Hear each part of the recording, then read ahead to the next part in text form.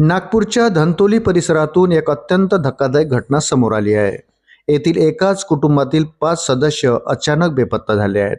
24 जून पासून हे सर्वजण बेपत्ता असून या घटनेमुळे संपूर्ण धंतोली परिसरात एकच खळबळ उडाली आहे। या प्रकरणी धंतोली पोलीस ठाण्यात तक्रार दाखल करण्यात आली असून पोलीस सध्या या 5ही जणांचा कसून शोध घेत आहे।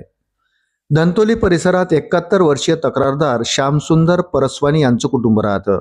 याच ठिकाणी त्यांचे दिवंगत भाऊ सुरेश परसवानी यांच्या कुटुंबातील सदस्यही वास्तव्यात आहेत। 24 जून रोजी सुरेश परसवानी यांच्या कुटुंबातील 5ही सदस्य अचानक घरातून निघून गेले, ते अद्याप परतले नाही।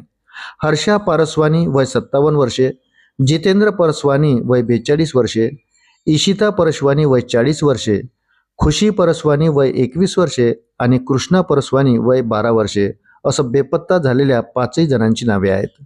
हे सर्वजण 24 जून पासून बेपत्ता आहेत।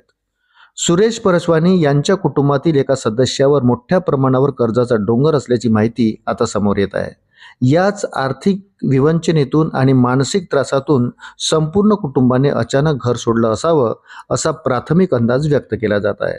कुटुंब अचानक गायब झाल्याने नातेवाईकांनी त्यांची सर्व ओळखीच्या व्यक्तीकडे शोधाशोध केली, मात्र त्यांचा काहीच थांगपत्ता लागला नाही। यामुळे अखेर श्यामसुंदर परसवानी यांनी धंतोली पोलीस ठाण्यात धाव घेत सर्वजण बेपत्ता झाल्याची तक्रार नोंदवली। धंतोली पोलिसांनी या प्रकरणाचं गांभीर्य ओळखून तत्काळ तपास सुरू केला। तांत्रिक विश्लेषण आणि सायबर सेलच्या मदतीने बेपत्ता सदस्यांचा मोबाईलचा माग काढला असता पोलिसांच्या चौकशीत त्यांचे शेवटचे लोकेशन पुणे येथे असल्याचं समोर आलं। या महत्त्वपूर्ण सुगाव्याच्या आधारे नागपूर पोलिसांचं एक पथक पुढील तपासासाठी पुण्याला रवाना झालं आहे। पुणे पोलिसांच्या मदतीने या कुटुंबाचा शोध घेण्याचे प्रयत्न युद्ध पातळीवर सुरू आहे। एकाच कुटुंबातील 5 लोक अशा प्रकारे गायब झाल्याने धंतोली परिसरात खळबळ उडाली आहे। अशाच नवनवीन अपडेटसाठी व्हिडिओला लाईक आणि चॅनलला सबस्क्राईब जरूर करा। धन्यवाद।